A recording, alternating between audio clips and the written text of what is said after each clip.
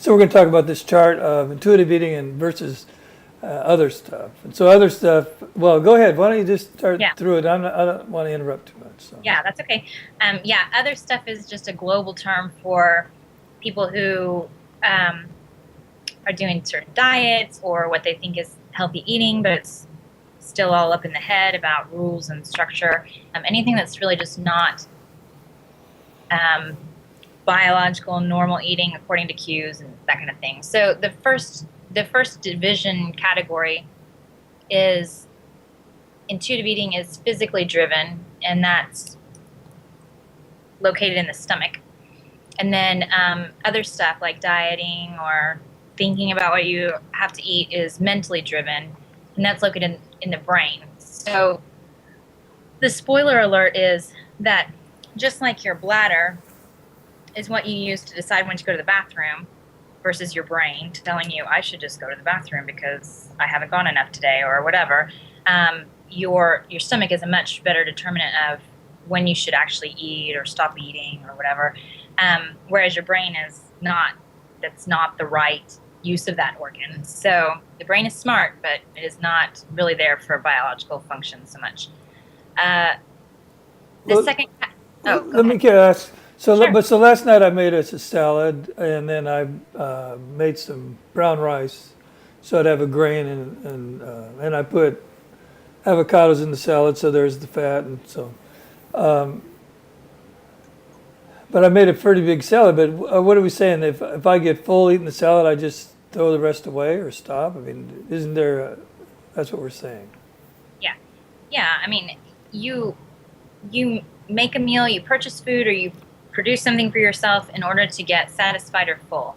So once you've gotten satisfied or full, you've gotten your money's worth, or you've gotten, I mean, a salad is a strange thing because it doesn't keep, but that doesn't mean you have to stuff yourself till you pop because you might throw away some lettuce. I mean, I would rather you throw it away in the trash than to use what would be trash, extra food beyond what you need, putting that in your body. You're not a human trash can.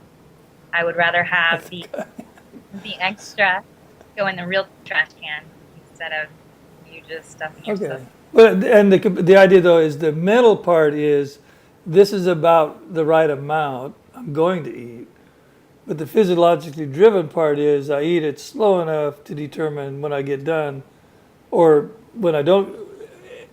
During the process, I either want more or I'm done. I've had enough. I can Correct. do it later.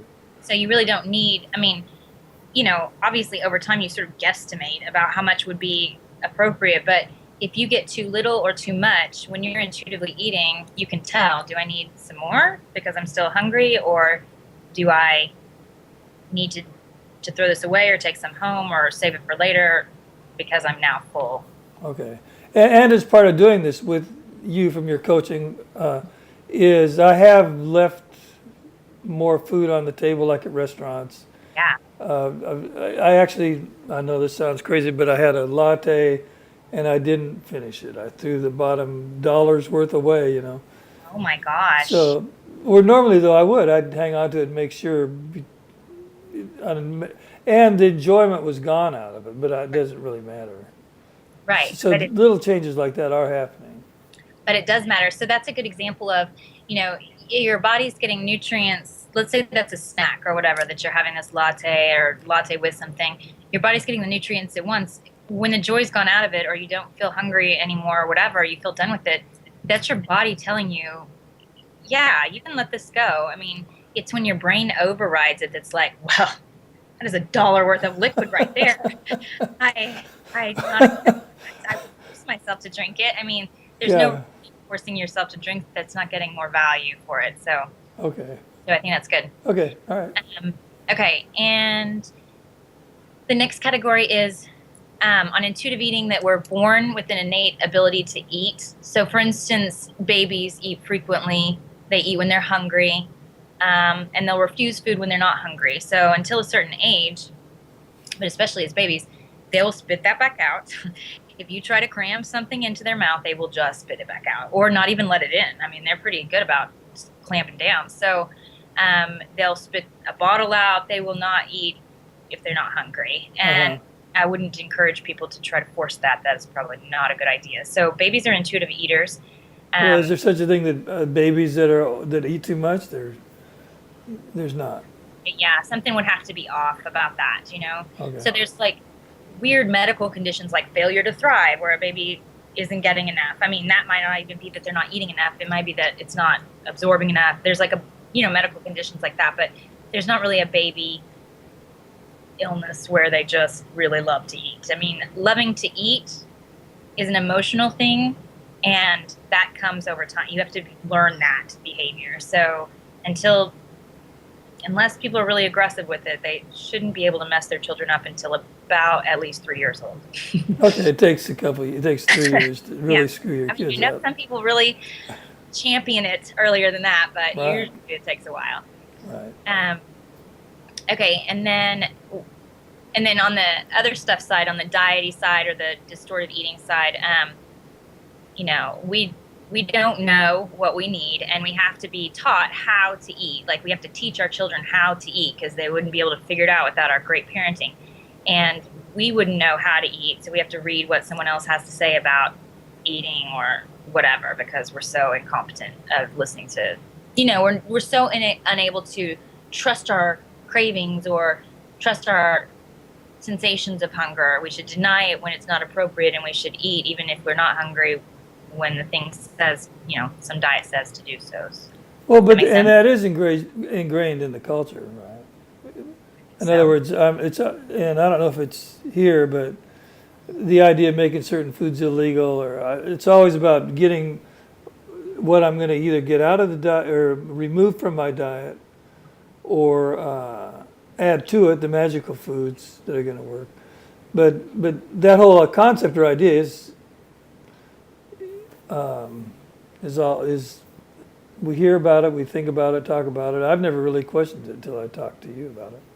Yeah, no, I mean, I definitely drank that juice for a lot of years. So I mean, I definitely feel you. I thought that I was all kinds of virtuous for my wacky eating and blueberries and all kinds of madness. So, Okay.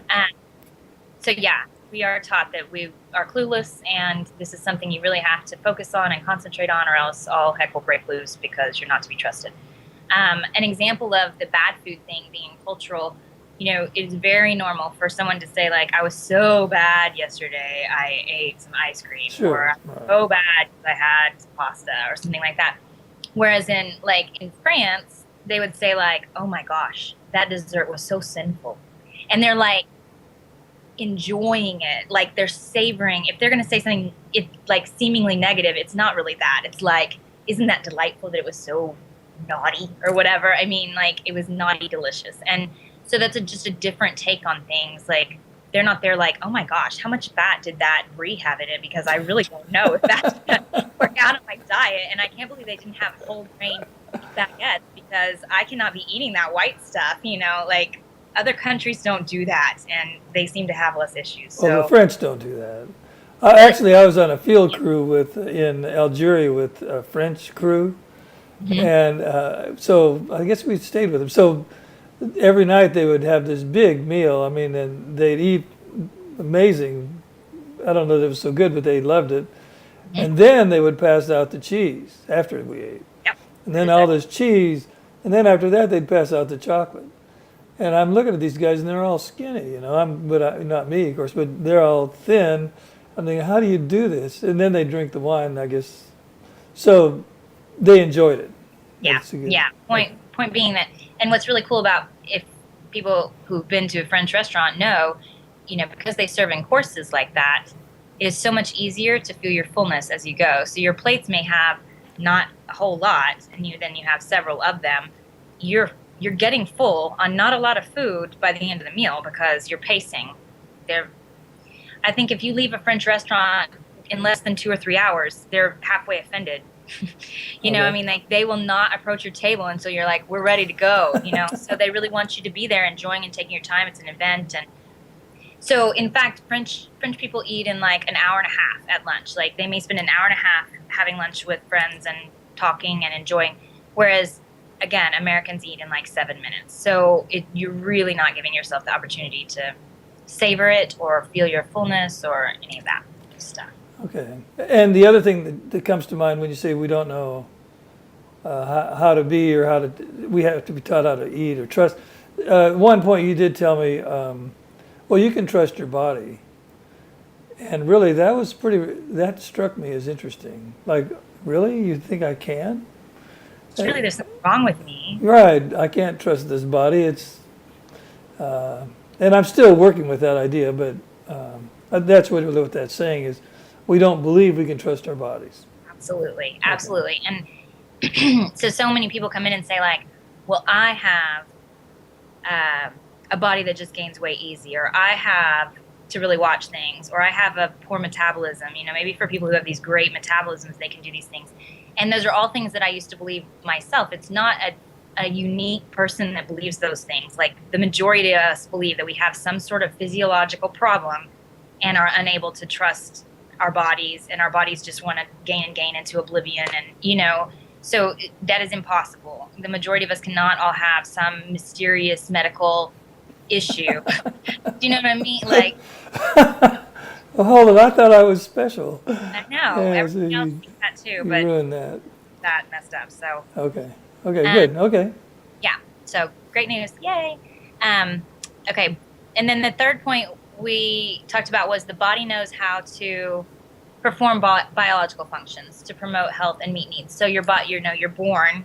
The neat thing is this body is so amazing that it's born knowing how to breathe, how to do, eliminate waste, how to regulate your intake. And it'll even adjust to you. So even if you get crazy, like maybe there's famine or something, it'll slow down so that.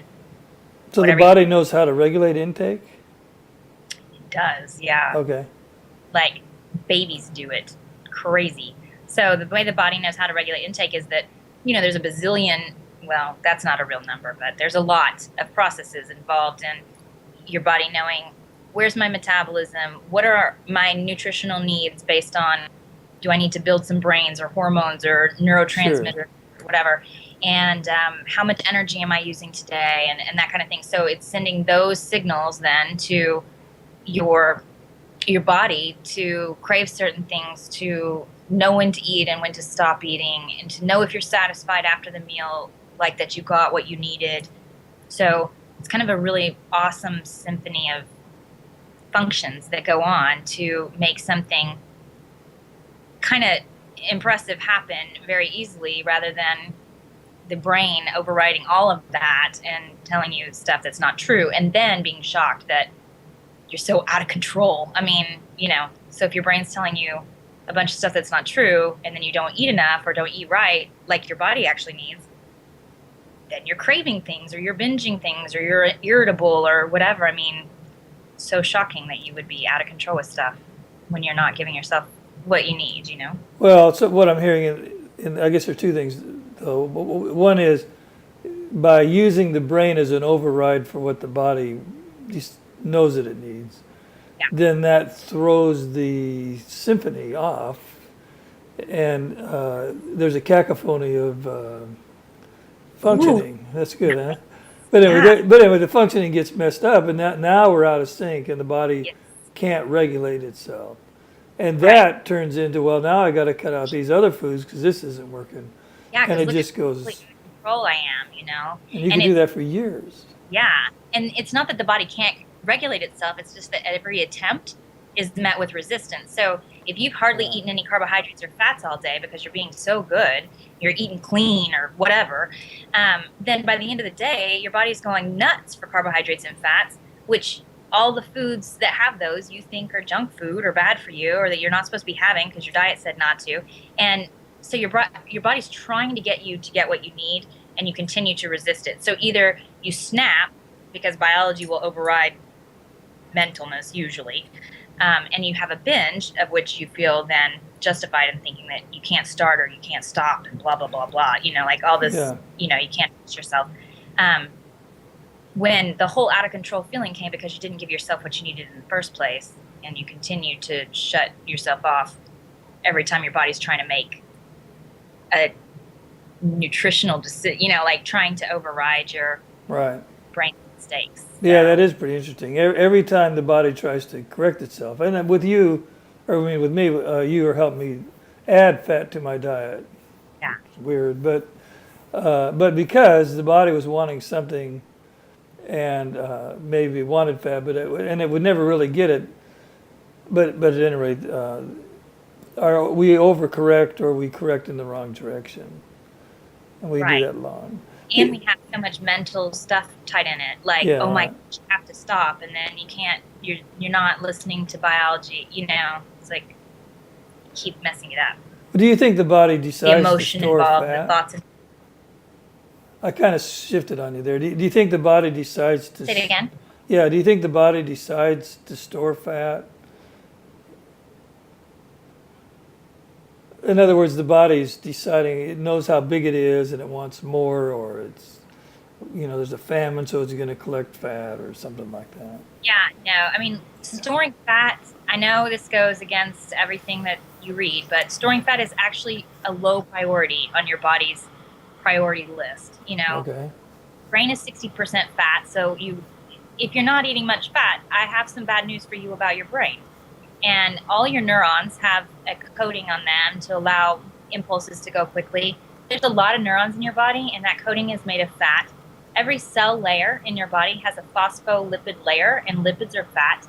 Your lipids have a lot of important things to do before they go store fat. So they're not there just like hanging out on the streets with their buddies, like trying to make you miserable. They're really legitimately trying to do good things for your body. And you can see in cultures where they have higher fat intake, a lot of times they have lower heart disease, they have lower fat stores. Like there is a whole feedback pathway in that you're less likely to store if you eat fat on a regular basis than you are if you're restrictive with it. And I know you're like, oh, it's so weird that I asked you to add fat. I have to ask, I don't think I can remember a patient ever that came in eating enough fat. I have had to ask every client, weight loss, weight gain, just weirdness.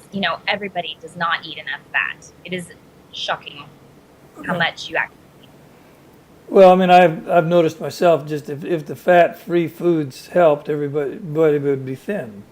This is a really good point. Yeah. And if you have a need for, say, 60 grams of fat in a day and your fat-free foods are giving you like 0.5, how many calories worth of 0.5 grams of fat foods is your body going to make you eat in order to try to get what it needed in the first place? If all the foods you're feeding it are way low in fat, you way overeat them because your body can't get.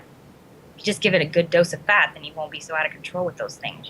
Well, that's why I eat whale blubber every chance. You can make candy out of it.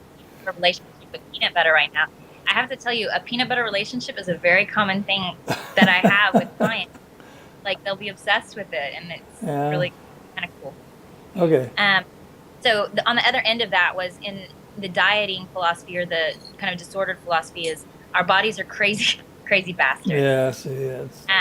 Sorry, that was just meant for us, but that will just grow out of control if they're not like managed. So I think that's a pretty common consensus. Oh yeah, no, I don't know that I still don't believe that a little bit. Right. I mean, I'm being honest. Yeah, I mean, it's been a while that you've been hypnotized into this, so I get you. Yeah. Okay, and then the fourth point was that eating is a biological function, like going to the restroom or breathing, and so theoretically, your body would know how to do that without your mind's help, right? Like doing math is not a biological function, so your brain would be really helpful with that, but regulating your biological functions not so important. You don't have to tell yourself how to breathe or when to go to the bathroom. So well, you come back to that a lot, actually. Well, I like it. I mean, I think that people really don't. I think it helps people understand like how legit easy this should be and how crazy hard we make it out to be. Like we don't think about our other biological functions, and this is absolutely we have only made it into some kind of weirdo emotional huge industry of value, personal moral characteristics. Like it's nuts what we've done with food. I was at a conference and somebody said, like, if aliens landed on this planet and they heard how much trouble we have with eating, like how we can't figure out how to eat food, they would be like, what the hell's wrong with these people? I mean, it's a pretty legitimate point. Like, I think other cultures must be like, wow, weird. Like these people need a real problem because they need a hobby. Well, so conferences on eating disorders, that kind of thing, they mostly don't have this though, right? Yeah, only intuitive eating. I Only don't intuitive eating has this. No, only intuitive eating at those conferences.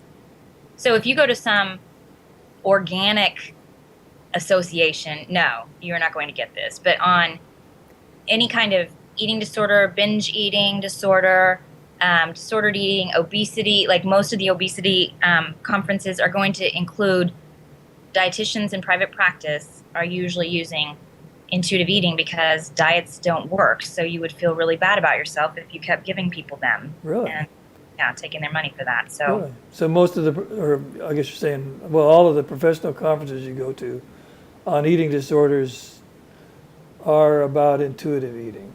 right, the nutrition parts of them are about intuitive eating. There's Okay. psychological, which is a big component of this, but Okay. there's psychological parts of the conferences. But if you got up there and said something different than intuitive eating, I mean, people would throw stuff at. I would throw stuff at the person. I get pretty or something like that. I get all so. Yeah, you do. So yeah, it's definitely. Okay, I guess I thought this was out of the mainstream, but well, it is Well, out of the mainstream in terms of the culture. yeah, I think it's not hasn't hit that like whatever point that where people are super aware. But like even Oprah had Janine Roth on, and that is all this kind of stuff is hunger, fullness, Right. separating your emotions, all that jazz. So Okay. if Oprah does it, it's got to be good. It's got to be the, yeah. All that other stuff worked for her so well. So But so, and that's one thing that you can say to people, is that, is what you're doing working? absolutely. Is that what you might be what you say? Hmm. Because what I kind of say is, well, you got to convince yourself that what you're doing is not working to make a change. I don't know.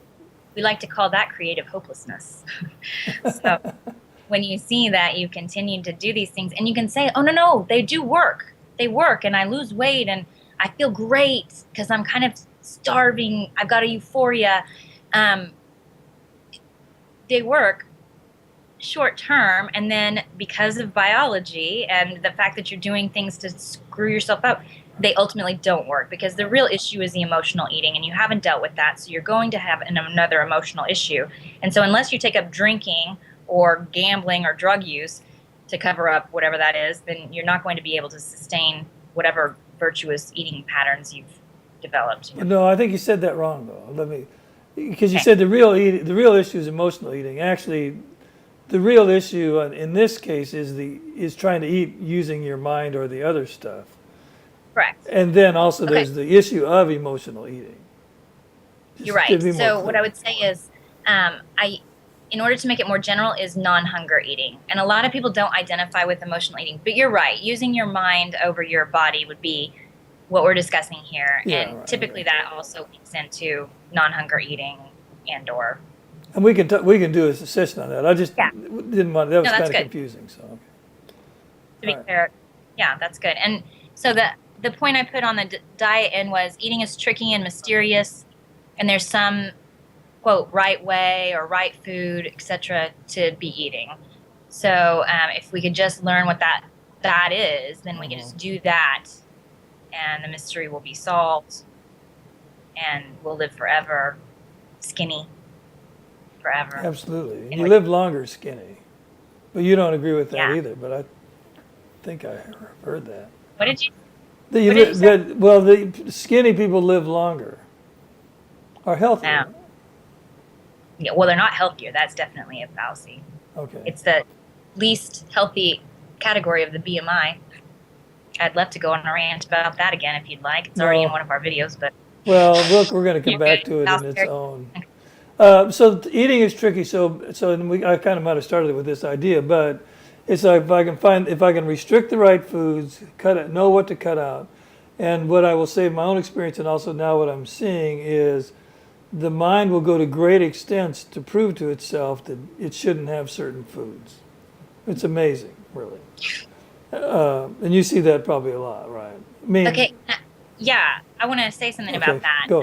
There's I think I may have said this in another one, but there's a website called junkfoodscience.blogspot.com. No, I don't think you did. And Yeah. no, okay, so this a site set up by a registered nurse, and it has a lot of mostly European studies on obesity and that kind of thing. But one of her articles, which is hard to find, so I usually have to just Google it. I don't know how I found it in the first place, but is talking about the idea of a nocebo, and it's opposite of a placebo. So if the placebo effect is, I think this is good for me, so I feel better, the nocebo is, I think this is bad for me, so I feel worse. Wow. Yeah, and it's a concept. Wow. No. Yeah, it's a concept from like the 60s. It's not Really? actually new. I had just never heard of it before. Right. And she said that research shows, in France, they were putting up cell phone towers, and people started calling in like, I've got headaches, and my teeth hurt, and blah blah blah. And they were like, they're not turned on yet.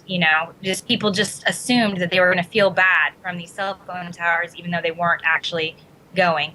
And in another area, they were going to fluorinate the water. They put it in the newspaper that the water is going to be fluorinated, and everybody started complaining about how they were sick and, having all these ailments, and their mouth tastes metallic, and they hadn't done it. They were going to do it in 2 weeks from then. So people will believe something. I hear so much like, oh, I feel so much better when I eat such and such a way. And I mean, I've been there. Like, I have also felt so good, mostly about my virtuousness, but eating like hardly anything. But a lot of that is one, mental, and then two, yeah, that euphoria you're feeling is starvation. It's not really a good thing. It doesn't mean you're healthier. And yeah, no, Casey in the office said that, and I was like, that is the best tool ever. So, and then they'll say like, oh, when I eat fried stuff or fatty foods, I feel all Right, sick in I my hear that stomach. a lot. But yeah, if you haven't been eating fats, they are heavier. Your body's going to be not used to them. But when you eat them on a normal basis, they don't have that effect on you, and they are really, really important for health, So, but over believing like, and you can gross yourself out like, oh, that's so disgusting. Right, That thing I ate was so fatty and gross. Like, yeah, if I told myself I was so disgusted with eating a bunch of vegetables, I would probably feel pretty nauseous about that too. I mean, you can make yourself pretty sick. So, Okay, and that's the nocebo effect. Is that right? yeah, isn't Okay. that cool? Yeah, and we'll get the blog spot. Wikipedia it. Huh? Yeah, I had to Wikipedia it. Okay. And then the other idea, and we might spend a whole time on this, I don't know, but magical foods. Finding the right magical food that's going to do it for me. Hmm? So, I mean, I think I've done that. I might still do it. Chia seeds, the right kind of protein to eat, those kinds of things. Yeah, I just did a blog post because I had a friend who emailed me with some of these questions. She gets the intuitive eating. She wants to maintain her weight, or whatever. Like, she's not trying to lose weight. She's just saying she doesn't know if it's healthy to eat ice cream all the time, or I mean, whatever all the time is. Like, every day is basically what. It's not like every meal, which would get boring, I guess. But I don't think so. so she wrote those things. Like, what about sprouts and flax and all that stuff? And I smile too, because I've been there. Like, I used to put flax all over my food, and all that kind of stuff. Took a whole bunch of vitamins.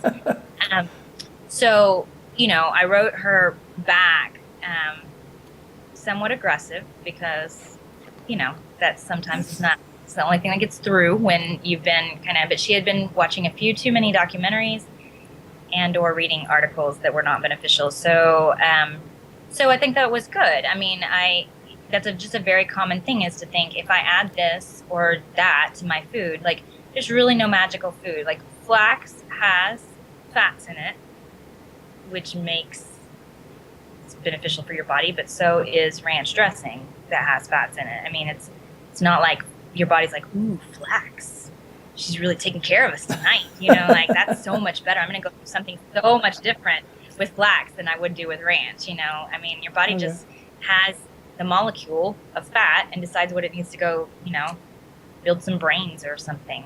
How can we get to your blog? Let's make sure and I'll post it on here, but you said you did, Okay. you put that in a blog. Is that open for everybody to read? Or? Yeah. Yeah. Yeah, it's wise.healthylifestylebalance.com. Okay.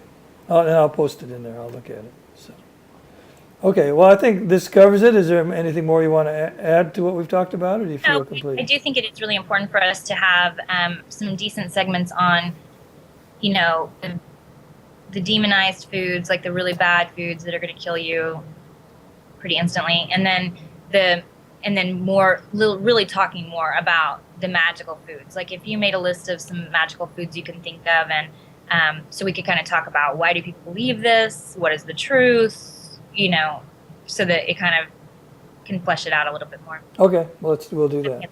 Very good. Okay. Okay, All well, right. thanks, Jennifer. I think we're complete for All right. this one. Thank you. Okay. See you. Bye. Bye.